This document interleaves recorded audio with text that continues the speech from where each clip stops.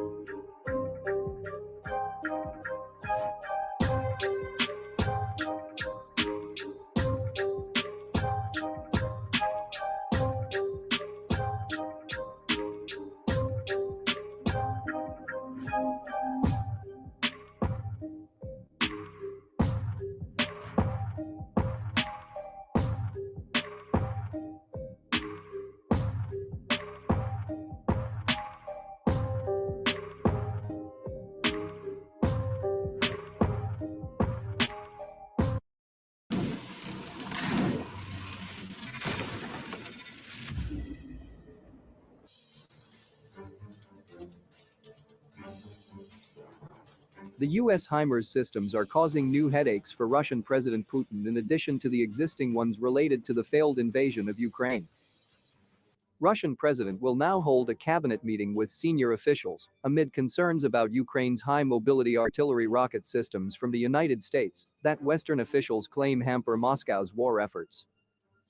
The rocket systems first arrived in Ukraine in June from the US and have been seen as crucial to helping Kyiv's forces repel the Russian military.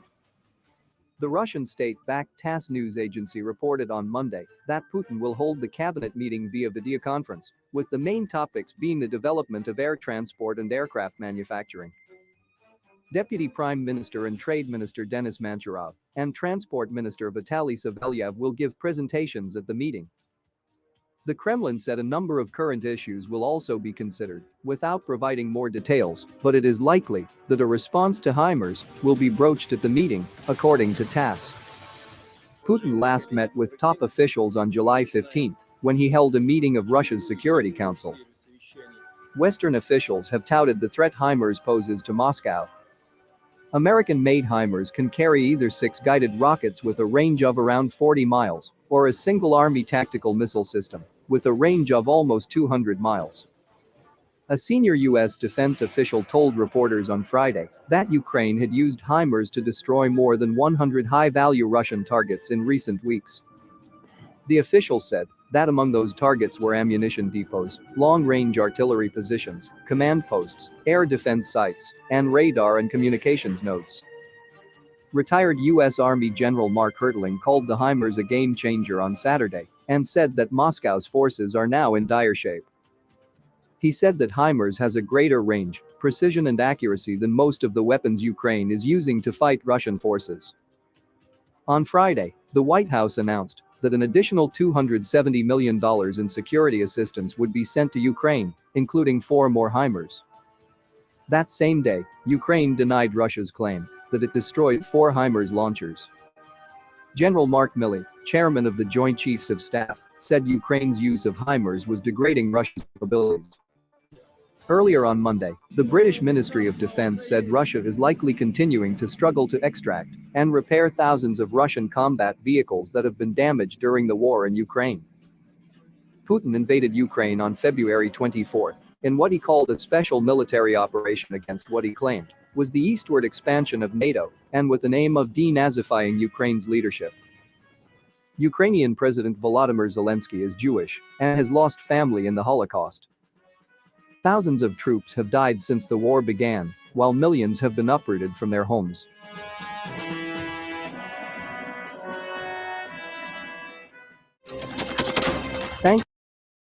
For 5 months, Russia has been shelling civilian targets in Ukraine. On July 23rd, Kropyvnytsky, Mykolaiv, Kharkiv, and Zaporizhia regions were hit. Missiles also struck the port of Odessa. Civilians are killed daily. Russia deliberately targets cities and destroys civilian infrastructure, the defense minister of Ukraine, Oleksiy Reznikov, said.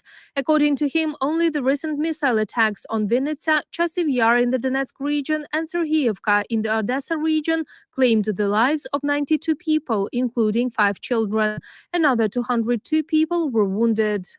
Russia is state sponsor of global terrorism. Russia is a state global sponsor of terrorism. It tries to establish terror as a way of solving problems at the global level. Russia can exist only as a vertical of fear fed by oil, gas, and human blood. The Kremlin continues to claim that Russian troops strike with precision-guided weapons only at military targets, but these targets are usually hospitals, schools, kindergartens, shopping centers, and cultural institutions. Take, for example, the drama theater in Mariupol, which served as a bomb shelter for civilians. It was known to the Russians that people were hiding there. However, the Russian invaders bombed the building with aircraft. The exact number of victims is still unknown, but according to preliminary data from the Mariupol City Council, about 300 people were killed.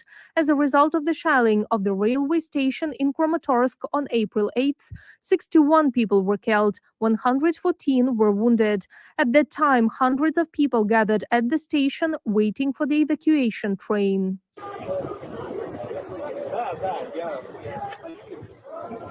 According to experts, Russia may receive the status of a state sponsor of terrorism. Каждый день продолжают Every day they continue to carry out strikes on non-military targets, thus deserving to receive such a status. Russia has also repeatedly murdered civilians since 2014, contributing to the unlawful killing of citizens. Since the beginning of a full-scale war, illegal deportation of Ukrainians to the territory of the Russian Federation has been carried out. Speaker of the U.S. House of Representatives Nancy Pelosi urged Secretary of State Antony Blinken to declare Russia a state sponsor of terrorism, or Congress would do the same, Politico reports. If Russia receives such a status, there will be a restriction of foreign aid, a ban on the export and sale of defense products, and other sanctions. Reported by Marina Stepanenko, Vlada Tsurkan, UATV News. Бажаю здоров'я, шановні українці. Good health to you, fellow Ukrainians. The visit of the President of Guatemala to Kyiv took place on July the 20th. Ukraine announced on Monday that they have destroyed 50 Russian supply dumps with HIMARS rocket systems supplied by the United States, a weapon that continues to support Ukrainian forces in their conflict with Russia's military. As the conflict between Russia and Ukraine approaches its fifth month, Russia has announced that it is suspending military operations in Ukraine. On February 24th, Russian President Vladimir Putin began the invasion, expecting for a swift and conclusive victory over Ukraine and the liberation of Ukraine's eastern Donbas area. As a result, Ukraine's military has reacted to the Russians with a much more robust response than envisaged. Ukraine has been credited with surviving Russia's considerably. Ловите. О, все четко.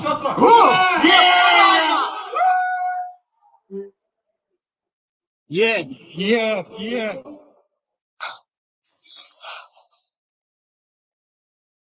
Следующий. Второй.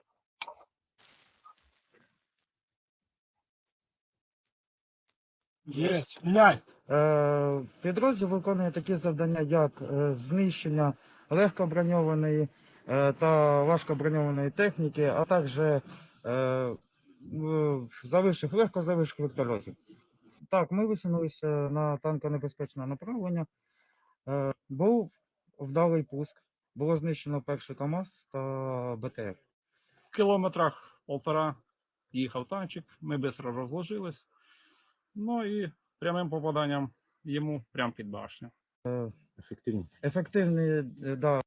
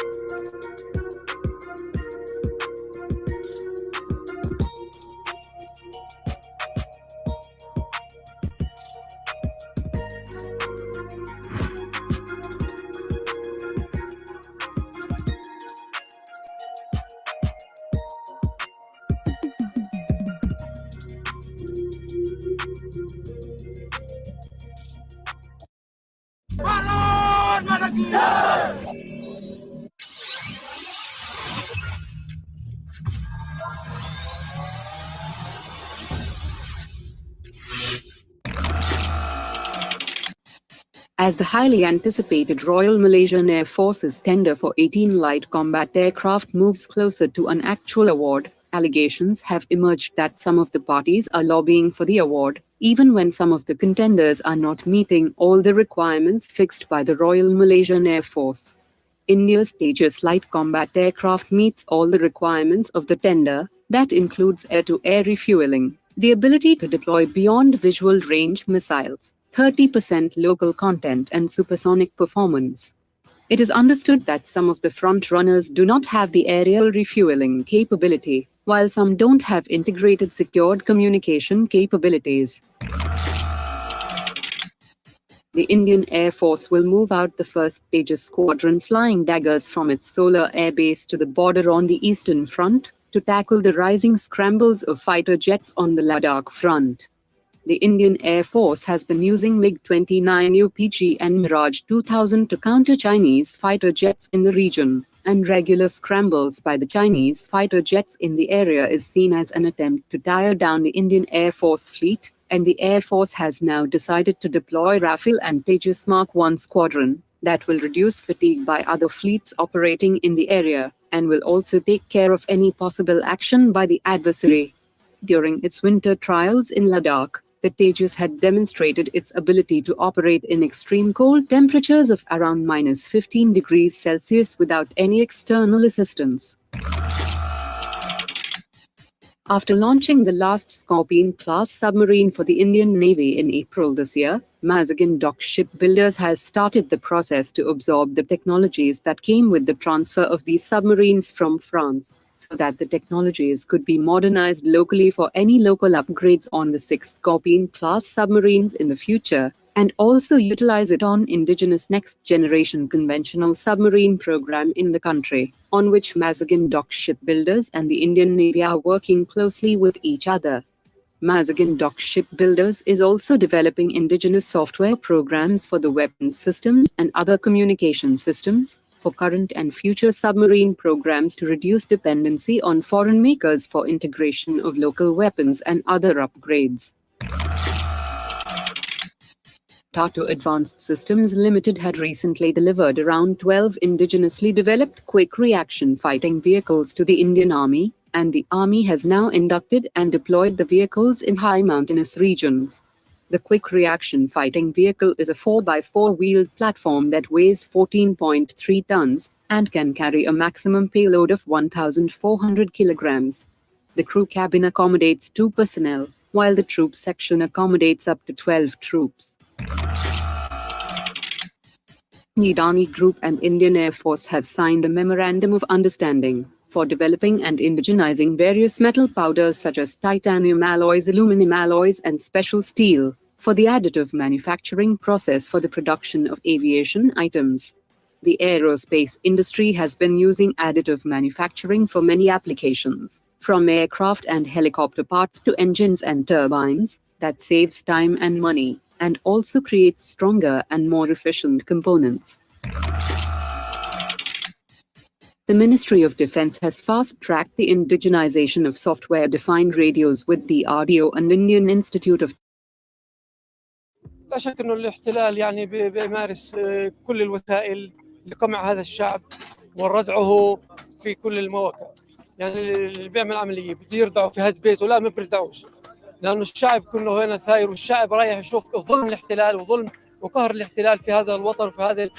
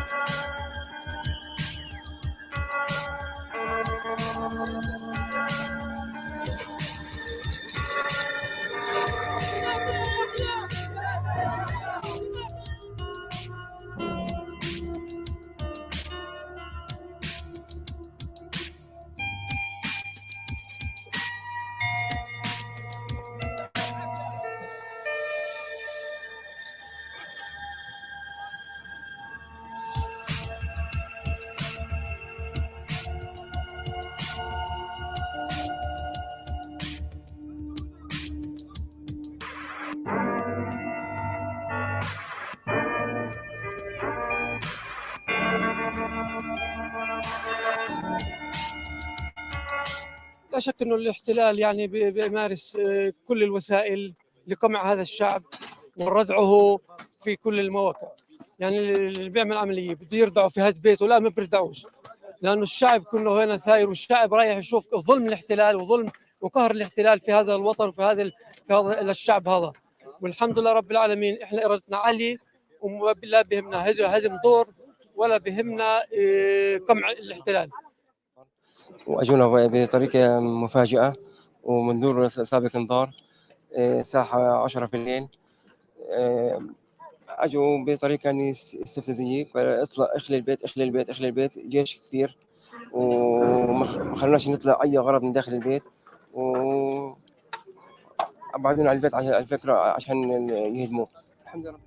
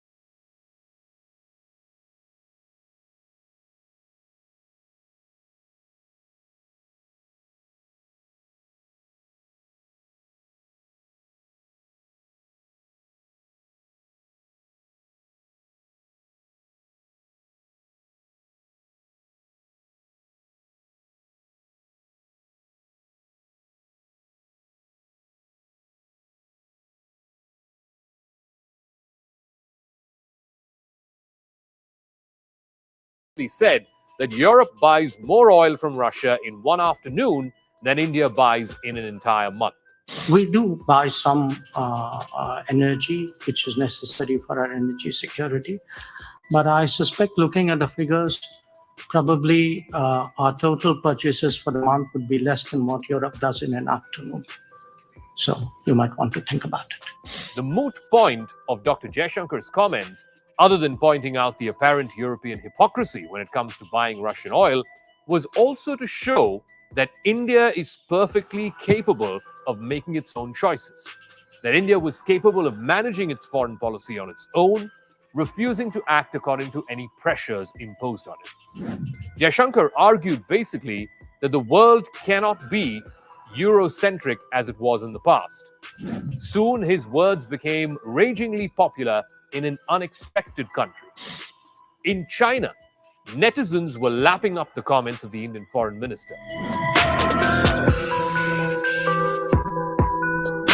Over the years, from his time there as ambassador, Jaishankar has managed to gain a fair bit of fan following on Chinese social media, Weibo. And here's why. Jaishankar was indignant for a good reason. For all its talk from the United States as well as Europe about treating India as an equal partner, the fact is that some are viewing India as being used by the West to further its own agenda in the Indo-Pacific. It's the US and its allies who need India and who want India to act as a counterbalance to China. India's